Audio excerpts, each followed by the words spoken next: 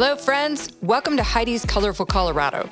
I'm your host, Heidi Ganal, a wife, mom of four, CU Regent, and the founder of Camp Bow Wow and the She Factor.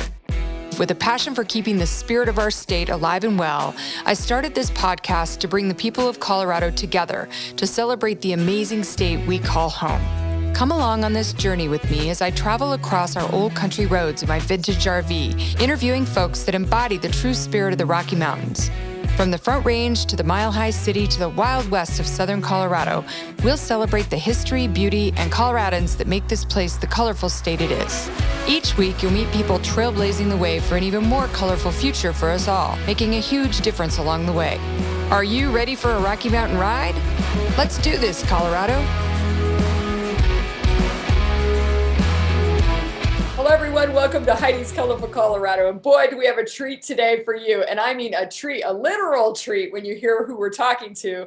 Elisabeth is a good friend, someone I met years ago, who's one of the founders of Sugarwish. And I can't wait for you guys to hear all about it and learn more about Elisabeth's journey. So Elisabeth, thank you so much for joining us today. Well, thank you for having me, Heidi. I love the idea of this and hearing and learning about people in Colorado. And it's an honor to be on. Well, you're one of the first people I thought of when I was trying to come up with a list of who I wanted to talk to, because you have a really cool journey about how you started your company and how, like, the service you provide. And it's really, Colorado to me is about going big and just being a rugged individualist and thinking outside of the box. And you guys really do think outside of the box, or in the box with the candy, right? Yeah, in and outside the box. Yeah. So how did you... at first, I want to talk about like how you got to Colorado, how you ended up living here. So I'm from Wisconsin originally, and then came out to school here in Northern Colorado, and then met my husband there, and he's from Colorado, and got married and started our family here and have been here ever since. Okay, so do you miss Wisconsin? Do you like what's the comparative there? Oh, I miss certain things about Wisconsin, and whenever I go back, I have the one day of nostalgia, and then I'm like, ooh, it would be tough to go. Once you've lived in Colorado, I think it would be difficult to go and live anywhere else. All right, that's Colorado's got it all. You did that without disrespecting your home state, so we're good. Right. Wisconsin's fantastic, fun, but Colorado's weather, people, it just can't be beat. Okay, so what was your career like pre-Sugarwish? Tell people what you did and kind of how your career evolved before you launched it.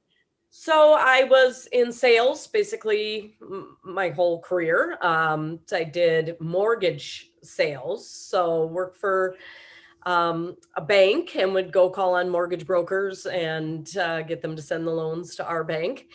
And then just did business development for staffing as well, IT staffing. But I was always sending gifts and thank yous or trying to get people to respond. So there was always a need to send things and wanting to stand out and wanting to find something clever. And I just couldn't find it. So tell me about how the conversation went on the soccer field to start Sugarwish.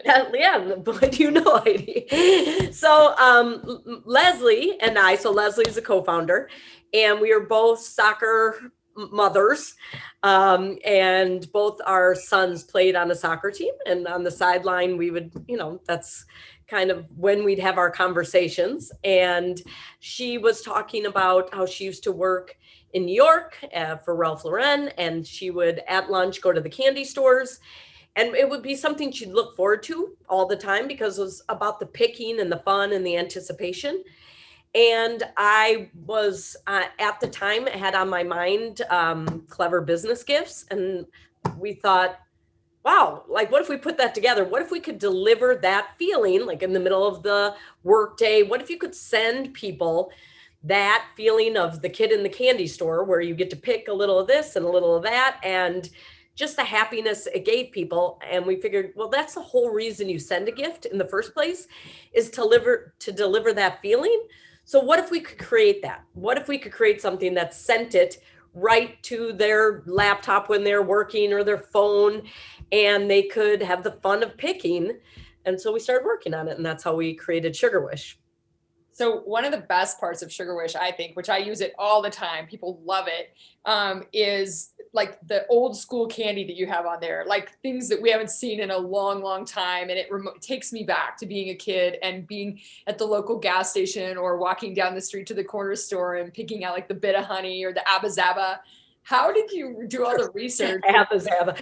Yeah, so the funniest thing is I'll go to events, I'll talk at, on a panel, and everybody wants to talk about their childhood favorites because it's such a part of, it just feels like a memory, a sweet memory, no pun intended. But it's fun to talk about, whatever what's the one on the stick, this sugar fun dips or Zots or jaw busters. So we try to carry as much as we can that works within our packaging, that it's just kind of fun. Mary Jane's, just the things that make you smile. Well, the way you deliver it is so beautiful. I mean, I can tell you guys have been in this kind of world before, because you get this beautiful blue box with this satin pretty red ribbon. All the branding is amazing. And I just think there was so much thought and care that went into this. And so for the audience, what you do is you go online and you get to pick, you get a link, right? And you, as a gift from someone, and you press on the link and you're opened up this crazy amount of candy and all these goodies, and you get to pick what you want, and then they're delivered to your house in this beautiful box within a few days or a week at the most. And it's just such a cool, unique thing. And tell me if I didn't explain that right. Perfect. Yeah. So the buyer's just picking the size and they pay for everything. Shipping's included. So the receiver of the gift just gets the fun part. They don't have to worry about how much it costs to ship or taxes, or they just get to pick, like look at pictures and press. And that is really important to us, that it's just fun on the receiving side. And the buyer only needs, they can text it to them, they can email, send it on Slack. Companies deliver it on Slack to employees. And it's just super easy. And then the receiver gets to pick, and then they put where they want it sent, so that the buyer never has to get everybody's address, get it wrong. They're on vacation, they just moved their office or their virtual office, or they're here. It solves so many issues. So and like you said, the packaging to us is so important, because we really want to come through on delivering that happy feeling, not just when they get to pick, but also a few days later when it delivers. And we want the buyer to know that it's showing up and they can feel really proud of how it shows up. So what else do you guys have available now? Because I mainly stick to the candy when I pick, but I know you have lots of other stuff you can pick. Yeah, so we had candy, and then we went to popcorn and candy, and then cookies, which is super popular. We have this fantastic bakery out of Michigan that ships everywhere in the country, and the cookies are delicious and huge. And then we added snacks, which have been really, really popular and fun. They're really good for like office gifts, and any friend you have that's always has a snack on hand. And then just 2 days ago, we launched cotton candy, and our one we're most excited about is dog treats. I'm so happy to hear that. Yeah, so I thought of you right away, Heidi. And we figured, can you really call yourself a happiness business without including dogs in some way? And Leslie and I are, Leslie has 3 dogs. I have 2 big St. Bernards. We are definitely dog people. And so we're always like, I do want to send Leslie a gift, but really I want to, send one to her dogs as well. After you. I can't wait to hear the dog feedback on that. I'm sure they're going to love it, but. Right. I mean, just like celebrate the dogs' birthdays, or I always think like if someone came to my house and a hostess gift, they'd send Lucy and Rosie, my St. Bernard's treats versus, a bottle of wine. Yeah, most of us dog owners would rather have that happen anyway. Right, exactly. So yeah, we're really excited about it. So back to the kind of the story of your founding the business with Leslie. Tell us how it works having a partner, because that works really well for some people and not so well for other people. How have you guys navigated that over the years that you've had this business? it's 100% the reason I feel the luckiest.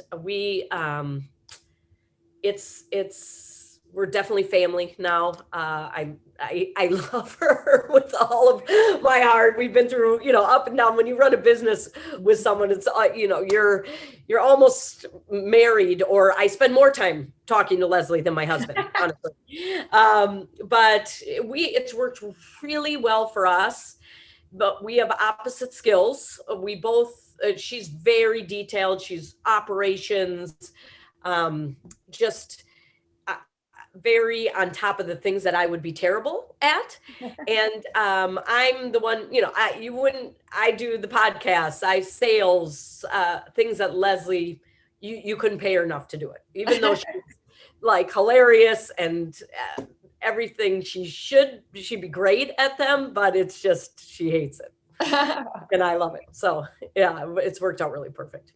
So Elisabeth, what advice do you have for young entrepreneurs just starting out? Well, like if you just had to get down to the nitty gritty, like don't do this, do this. Yeah.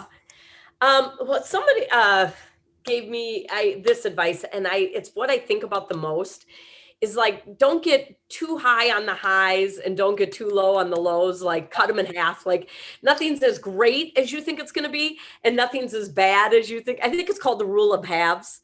Like it'll be half as bad, it'll be half as good.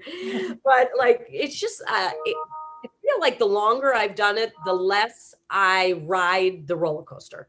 The more I'm like, yeah, that's great. Like that's good. That's not, oh, that sucks, but it's not the worst.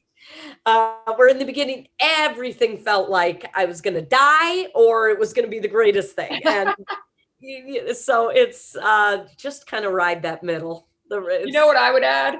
Everything's 10 times as expensive as you think it's going to be. Well, that is the truth. Yeah. And that's for the first, I mean, even now I'm like, well, everybody else is making money.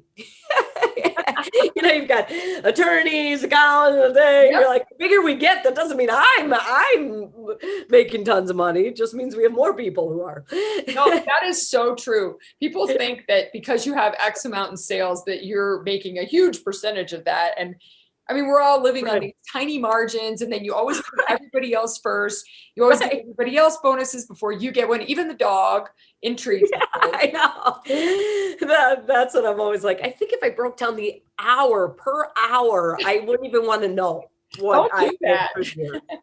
That's depressing. It is, yeah. Something that you and I have in common with our businesses is we followed our passion, and finding something that you're really passionate about because you spend every waking moment working on it. Are you sick of candy and treats, or are you okay? You still good? I wish. That is not the case. I have not turned into like a health. I'll take peanut M&Ms anytime you give them. Well, I was just going to ask you what your favorite candy is. Is it peanut M&Ms? Yeah, that's up there for sure. Bit of honeys, Swedish fish. I love Swedish fish. We're on the same page. Yeah. And going into other categories, it's just fun. I'm like a customer. Like when I try all the different popcorn flavors, it's just fun. Like we have ridiculous popcorn flavors like pickle, Dr. Pepper, which, like you almost have to try some of them just because you're like, how did they pull off Dr. Pepper? What's the best selling product out of everything? Like not just the product, but what kind? Chocolate chip cookie. Really? Yeah. That's a shocking. And sugar cookie, like the plain, like cookies are now what most people pick. And I mean, not most, candy's still right up there, but it's cookies has taken over. And for holidays, we get a lot of cookies because you kind of associate cookies holidays. So like holiday, the percentage of cookies went up. Like right now, summer candy's gone up more and cookies more in the winter. It's interesting. What kind of candy is the most popular? Watermelon, Sour Patch. Really? Yeah. Interesting. And I never had those growing up, but they are really good. I like cherry Sour Patch. That's one of my favorites. Yeah, Sour Patch, they never sound that good to me, but whenever you eat them, you're like, I get it. Yeah, then you eat the whole bag and you Yeah, yeah. It's like Yeah. raw for days. Yeah. It's like it feels so like naughty, but you're just like, oh, one more. I don't know. They are addictive. For sure. Oh, I could talk to you all day about this stuff. Yeah, I could. Candy, dogs, entrepreneurship. Dogs, for sure. Elisabeth, when people ask you about why you live in Colorado, what the spirit of Colorado is, what do you say? I hate the people. It's just a happier. Colorado is just like a happy place. And I think that's why Sugarwish is so perfect to be based out of Colorado, because we're all about delivering happiness. But, because of the weather, because of our beautiful surroundings, because you can ski when it's freezing and you can, there's always stuff to do. People are active and happy, hard workers. Just feels like just overall a happy state. And there's not many people who regret moving to Colorado. That's a good point. A lot of people say on the podcast that we're a state filled with people who choose to live here. Exactly. They make an intentional decision to live here. And I think that's evident in kind of the spirit of the folks that are here. Right. I agree. And there's just very rare. You go to Wash Park on a day and just everybody's happy and out there living life to the fullest. I think it's hard to beat. Well, and I think, so many people have dogs here and that's part of the element, right? And now even more dogs, all the puppies and dogs. It's hard to be in a bad mood when dogs are around. Yeah, that was one positive thing that came out. We have to focus on the positive sometimes that came out of the pandemic where the puppies, everybody got dogs and adopted dogs. All the shelters were empty. Now it's a little bit sad because some of them are going back, but I think everybody really discovered the power of having a pet and how happy that makes you. That makes my right. I hope it's still a very low percentage. I've heard a little bit about it, but you do see everybody with kind of the 2 dog versus 1 dog. So your dog has company. Once you have 2 dogs, it's hard to go to 1 because you see how nice it is for them to have a companion. So I feel like there's just so many more 2 dog houses. That's a good point. I hadn't thought about that. Yeah, I don't know. Okay, last question. And then I'll let you get back to making everybody happy with candy. Yeah.